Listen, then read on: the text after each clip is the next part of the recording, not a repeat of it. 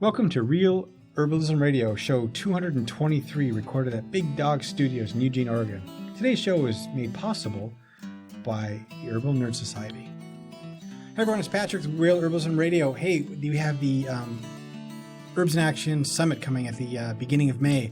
And now that you know all about the speakers, the most important thing to know now is where can you sign up? And I'm here to tell you that today.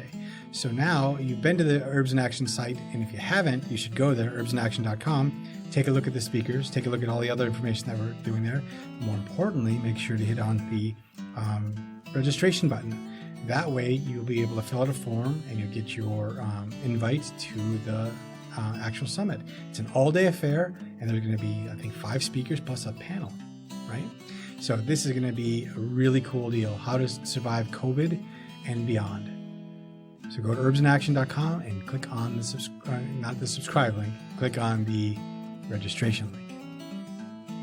Now, here are your hosts. I'm Candace Hunter. And I'm Patrick Hunter.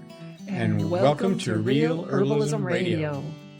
Patrick, I have been watching Yolanda for the last year. Mm-hmm. I went to the Herbal Entrepreneur Summit, which was also an online summit a year ago. I remember you listening to that. Yeah, it was really inspirational. I enjoyed very much hearing from the various experts that she had on. It was good. And one of the things I loved about her was that she's just got this really sunny, joyful disposition. It comes across. Mm-hmm. And so I, watched what she was doing over the last year. And this year, when the, Herbal Action, I knew the Herbal Entrepreneur Summit was going to be coming again. I decided I really wanted to get her on the show because I had a feeling that business and the questions of how to run a good business were going to become more and more important. I had absolutely no way to know that a global pandemic would be driving some of that energy for the herbal community, but I knew something was coming. So I, looked her up and I've been really impressed with how much she has grown her business over the past year. Oh, yeah.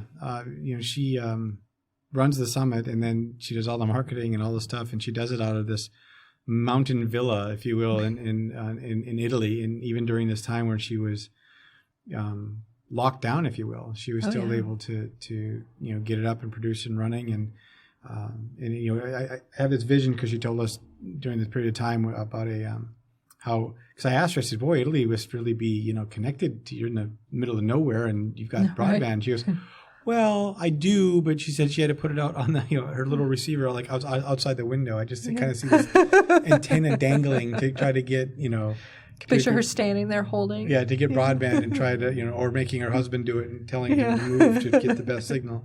So I thought that was interesting. But yeah, she does it right from there. And I think it's amazing. It's a good example of, being anywhere in the world and, kind of doing what you want to do with the ability with the internet. Yeah. Yeah. It was a treat to get a chance to talk with her last week. Her summit is coming up right at the tail end of this week, I believe it is. Yeah. It's the 20th through the 24th of April. Okay. And it's free. So, sign up, go, enjoy. But one of the things that thinking about that and encouraging people to sign up, which honestly, I've enjoyed her work, so I would encourage that anyway. But she offered us the opportunity, since we're going to be on the summit. We did a summit session with her. Yeah, we recorded. We've been interviewed. So. Yeah, we've been interviewed. And she offered us the opportunity kind of as a trade to be an affiliate for her, which we said yes to. Right. Well, the thing is the conference is free, but there's a VIP pass that you pay for, and that's where we've said, yeah, we can promote that for you, and right. in kind trade for that, for ad space on our website would be if you sign up, we get a portion of that revenue. Right, and that got me thinking. Throughout the spring, it's often a time when we see a lot of affiliate marketing starting to happen. Mm-hmm. A lot of books come out, a lot of new programs will start up in the spring, and the question of what is affiliate marketing and what isn't, and when is it that a expert or a person that a celebrity or whomever, you're listening to is marketing, and when they are speaking from, heart and experience, and when those two meet, that question has been something that's been on my mind lately. Well, for people that don't understand what affiliate marketing is essentially this. I have a website. I put a link to your product on my website. There's a tracking code that goes with that. Once you click on that link, it activates that tracking code in the address in your browser. Any purchases that you make, or if you purchase that item, there's a record of it. That means it came from my IP address, my website, and it's all tracked by usually a third-party company that manages the affiliates.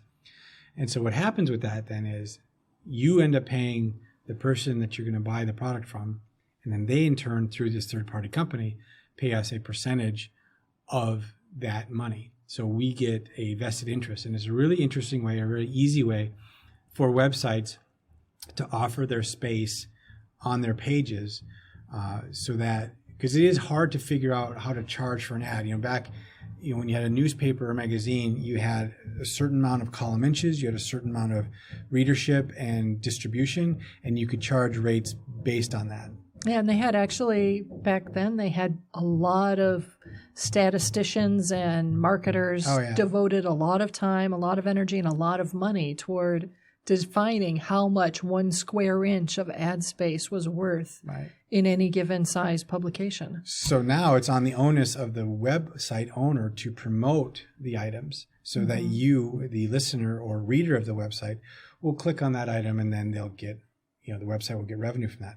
Amazon's there's a big third-party business with Amazon, if you didn't realize it, we've done it and other people have done it, is that they do affiliate links. Again, where if you go to our website and you happen to click on one of our books or a book from whomever author that we've recorded or interviewed, we will get not only a small amount for that book purchase, but anything else you purchase that day with that code, or that visit with that code, we'll get a piece of all of that. And the important thing about this too is, just because you clicked on a person's affiliate link doesn't mean that they get paid. They only get paid if you actually go through the whole transaction process. So let's say you click on a link and you leave and you go to the site, but then you don't buy something, and then you go back and you see that same affiliate link somewhere else and you click on it. The last person's affiliate link that you click on, they get credit for it.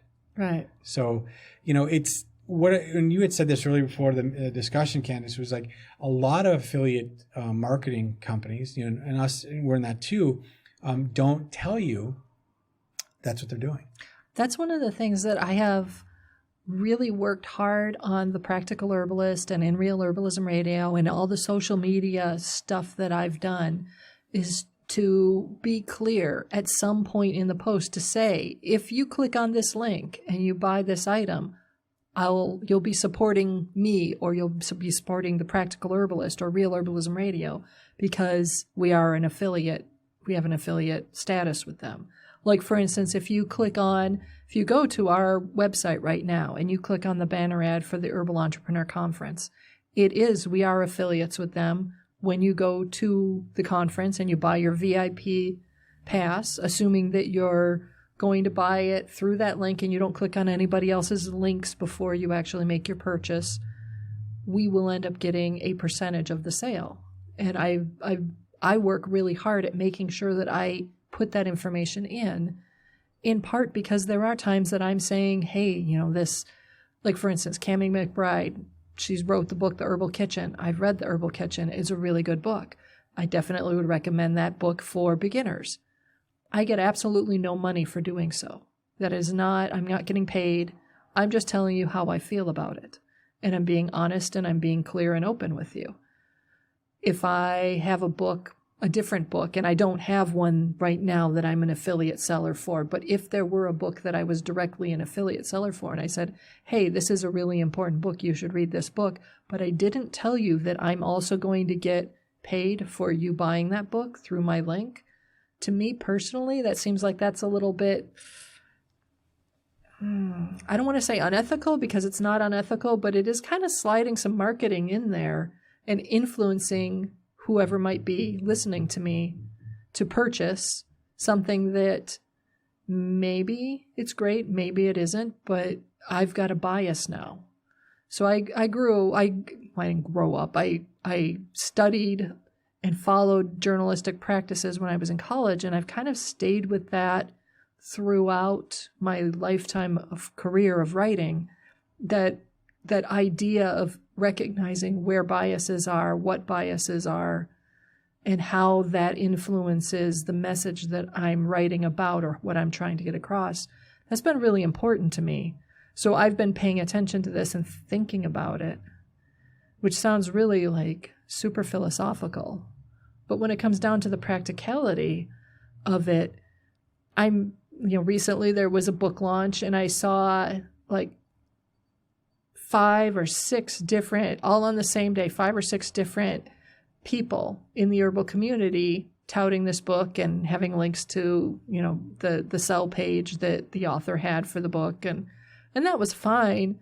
And I don't have a problem necessarily with many people saying this is a great book and you should buy it, but not one of them said, we'll get money for you buying this book. And I don't know if they will or won't, but I do know how affiliate marketing pages work. And usually when 5 or 6 different people come out with the same copy and the same imagery saying you should buy this or try this program or whatever, it's probably an affiliate marketing link that they're giving you.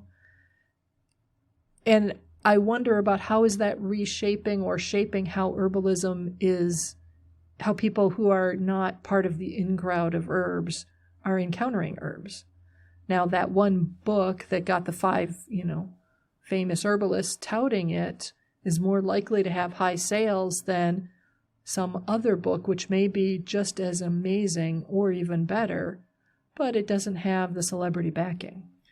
Well, there's always been celebrity backing, and I think the marketing in general has changed in the last 20 years for all of this stuff. I mean, publishers don't do the same things. In fact, they pretty much tell the individuals, you got to market your book. I mean, when we had Maria No Grove out here on our first book, we asked her those kind of questions, and she was like, "No, the publisher really expects me to do all of this footwork and all of this stuff. They don't really do any of that. They handle the the printing and the distribution, but they don't handle the the grind, if you will. This idea of affiliate marketing and hiding it, if you will."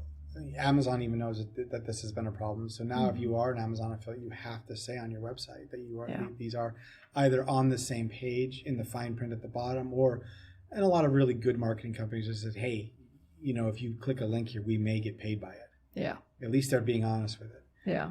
You'll find a bunch of review sites and things that are a little more disingenuous. That's all they do is review things, but they're all about you to buy a product.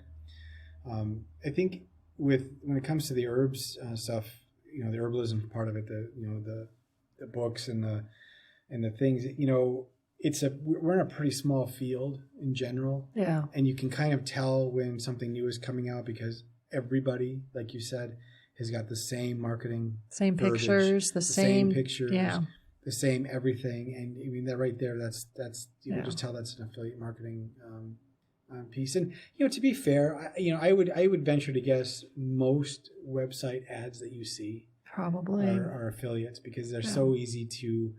One, they're easy for the company that wants to advertise with you to track. Mm-hmm. They know where the stuff is coming from, so there's the value there. You, as the owner of the website, you're going to get paid every time somebody does click and does buy. So your value in the ad is there. Right. I think that's a safer bet for both the advertiser and the host than it is to do the other way, which is the old method, which we mentioned, which was I just want to buy space.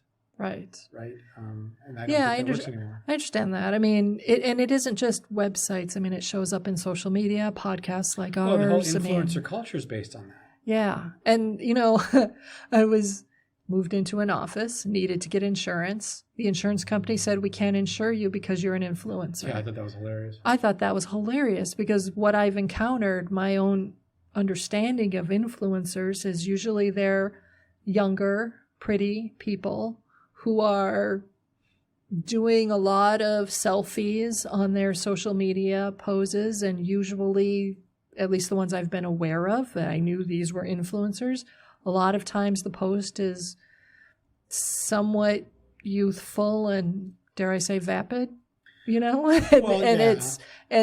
then they're showing you, Gatorade or whatever product is they're hawking, but it's pretty obvious, and I don't look anything like that. That's where that's where it started, and probably you're on Instagram enough to see it. Right. But whether you're a gamer on Twitch or a YouTuber, right, or whatever, and it doesn't matter what industry you're in anymore. I mean, it could be anything. So you could be a pro fisherman and you're an influencer. You were an influencer 20 or 30 years ago when you got sponsored and your truck was decked out with fishing logos on it. Right. And you went to tournaments and you got sponsorship and your shirt said it. Right. You were an influencer. I would buy that product because you use it and you caught fish with it. Right. So the influencer culture has changed. That was part of what started me really thinking more seriously. I mean, I've been thinking about the whole question of should I do affiliates or shouldn't I? You know, should we do that for the Practical Herbalist? It's hard to make money in this industry. I mean, it is really, as an herbalist, you don't necessarily get paid a lot. I mean, there are some herbalists who do, but a lot of us don't. And it can be very hard to compete with the modern medical industry and the nutraceutical industries and the MLM, multi-level marketing industries. All of those folks are the same. They're going after getting the dollars from the same people, really, that an herbalist would serve. And we, as herbalists, often don't have the same budget that they have, you know. So there are ways, we are all of us are looking for ways to make money. And some folks do online education, and I think that's really wonderful. Others write books and then do the book tours and all of that, and that's good stuff. And for like the Practical Herbalist and Real Herbalism Radio, we have the Herbal Nerd Society, and we're working on, you know, building that. But it's not a lot of money. It's enough to keep the lights on. It could be more. It should be more. It needs to be more. So how do you do that? We've moved from you know, and that's the whole blog culture, is the content is quote unquote free. Yeah. Right. You can put the content behind a paywall, and we've done that. Part of that. That's the Herbal Nerd Society. They get content that they pay for. Right. And that's not and they let us know. I mean, I ask them, what do you guys want to learn? What do you want to hear about? Exactly. You know? So it's more of a vested situation. Yeah. But we have hundreds of articles on our website that are completely free. Yes. And our trade for you to see them for free is affiliate marketing. Yeah. You know, there's click-throughs, there's that kind of stuff. I mean, Google Ads unto itself is another marketing thing that many websites use. We are one of them. Mm-hmm. That's not an affiliate marketing. That's pay-per-click. Yeah. So that's the big difference on that is they can run anything, any ad that's in there, and then their network can be run on that. If you click that ad on a keyword that somebody bought because someone buys the keyword, and every keyword has a different value. And so if you click on a keyword that they had, it might be 10 cents a click. It could be $1 a click. Yeah. That's a whole different branch. It is, but it is a different part of marketing, and it's another thing you're going to see. I mean, so Google, I guess what I was trying to make the point of defining affiliate versus not. Right. You know, typically with affiliate marketing, the website owner, in our case, we're going to make a lot more money in affiliate marketing than we will with Google clicks. Right? Yeah. So that's why, especially when we have a site like ours that doesn't have the same volume. Let's say you're like Time Magazine, okay? But the real difference with affiliate marketing versus like Google clicks, for the way that most of what I've seen affiliate marketing done, is that if it's an affiliate marketing thing, then the site or site owner or whoever the personality is, they're also putting it on their social media feeds. They're talking about it. They're marketing it actively. Right. Because the money they make per click or per purchase is so much higher. But it's essentially advertising. It's like if Arnold Schwarzenegger gets up on stage and says, hey, I think everybody should drink this special drink. It'll make you strong. Yeah. Does that mean Arnold actually drinks that drink? We've been trained to believe that if it's a traditional advertisement, no, it doesn't really mean that. But affiliate marketing doesn't always look like it's clearly a traditional advertisement. That's true, but back in the day, using Arnold as the example, for instance, not that he's done this, but if there was a product that people were paying him to because of his celebrity, shoes, basketball. If you are a basketball and you are supported by a shoe company, you will never ever be seen in anything but that brand. Right. Right? Ever. And they got that written in the contracts. Oh, yeah. You know? So it's the same kind of thing. So even though, again, it's that thing where you're locked in because of a legal contract, but it's in your best interest as a influencer to use those products, because if you have enough followers, then those people will probably buy them because, well, you're doing it too. Right. So yeah, well, it's not innocent in that it's a more of an infiltration of advertising and marketing that you and I were brought up to not like. We were taught critically. Yeah, we were taught to be against advertising, like pretty that. much. Yeah, and that if advertising has a place, but it has to be said. I mean, that's why in magazines it would say advertorial on it. Yeah, You know, like even now you open up and you can see like a 4-page ad that looks like an article, and somewhere in tiny print it'll say this is at paid advertising. Well, because it got so bad that, you know, the people that were buying those ads would make the article or their ad look just like an article from the magazine. Right. Yeah, using the same font and everything. Same fonts and everything. So lifestyle. as a reader, I mean, I've even been caught in that where I was reading something going, hey, this is an ad. Yeah. Right. You know, and then I feel duped. Yeah. you Yeah. know? So yeah, it's something that I've gone around and around on, and I haven't really decided that I'm against affiliate advertising, because there is a real need to make money, and a lot of times the herbalists who are touting whatever the latest book or program is, I know that book actually is a good book. So it's not necessarily bad that it's getting more airtime, if you will. You know, or I know it's a good program. I know that herbalist is a good teacher, so the program's likely to be good, you know. yeah, I know, and I know it is a hard one. I get frustrated too, because when you start going out and you see the same ads and the same stuff, and yeah, you know, and then where do you click? Where don't you click? How do you believe? Don't believe? But again, you know, it is a tool that we use. I mean, to keep the lights on and keep you know, the server space running, and right, you know, all that things. And you know, and generally, I mean, as much as we enjoy doing this and talking with people and you writing content and all that stuff, I mean, at the end of it, you know, we do need to get paid for it. You know, yes, it's not, it can't just be a labor of love, because we couldn't afford that. I wish that I was in the income set where I could just do a labor of love as my full-time job, and it wouldn't matter because I had a trust maybe that supported me, but I'm not. And you know what? That's okay too. I'm pretty happy with the life that I have. I'm pretty happy doing what I do. Would I love to spend more of my energy on herbs and herbalism and less of my energy on a day job? Sure, that would be nice. But my day job's not a bad job either.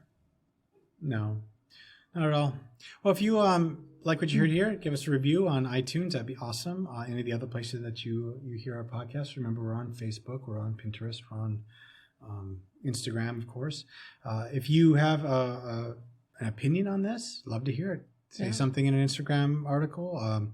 You know, write something on Facebook for us. Reach out to us automatically, or not automatically, but reach out to us directly. Just type in, go to the Practical Herbalist on any of the podcast shows, and there's a form on the right-hand side called Ask. It's basically our Herbal 101. You can use that to not only ask a question, but you could also vent an opinion. We would love to hear your feelings of affiliate marketing and pay-per-click marketing, and how it affects you as a website reader. Oh, hey, and, you know, just in the interest of self-affiliate marketing stuff, go ahead and go over to the Herbal Entrepreneur Conference and click on the banner ad that we click on our banner ad to get there, so that you can buy your VIP pass. Yeah, buy your VIP pass, and you know, and definitely full disclosure, we're going to get a percentage of that. Yep, and Yolanda puts together a good conference, so I know it will be worth it. There's a lot of people in that conference. I saw the graphics that she was giving. There's lots of people. Yeah. So with that, put an herb on it. Hey everyone, Patrick with the Practical Herbalist and Real Herbalism Radio. I want to talk about one of our sponsors, Sacred Blossom Farm, and over in Wisconsin with Tony DiMaggio, herbal gardener, herbal farmer. He sent us some samples, and one of the samples we got was Dream. And I wasn't too keen on it because it said it would be the most relaxing tea that we know, and that it'll make me sleepy and relax. So I wasn't sure about it, but boy, I tell you, after looking at it, and the colors on this stuff is amazing. The purples and golds and greens. I mean, I've never seen herbs in this condition before, in a bottle, in a package. They're amazing. So I did try some, and boy, it did put me to sleep. It really made me really relaxed. And sometimes I can get pretty wound up when the website's not working, or whatever you name it, something's not going right. This really can kind of set your day straight or get you ready for bed. So if you're interested, sacredblossomfarm.com. And if you go there, you'll get 15% off. Just use the coupon code REALHERB15. That's all caps. So it's REALHERB 15, Sacred Blossom Farm. And again, if you purchase from them, you get the discount, but we also get a little bit as well to help support the Practical Herbalist and Real Herbalism Radio. And if you go there, give Tony a big thank you. The statements made about herbs and products on this podcast have not been evaluated by the United States Food and Drug Administration, FDA, and are not intended to diagnose, treat, cure, or prevent disease. All information provided on this podcast or any affiliated websites is for informational purposes only and is not intended as a substitute for advice from your physician or other healthcare professional. You should not use the information on this podcast and its affiliated websites for a diagnosis or treatment of any health problem. Always consult with a healthcare professional before starting any new vitamins, supplements, diet, or exercise program before taking any medication, or if you have or suspect you might have a health problem. Any testimonials, questions, or case studies are based on individual results and do not constitute a guarantee that you will achieve the same results.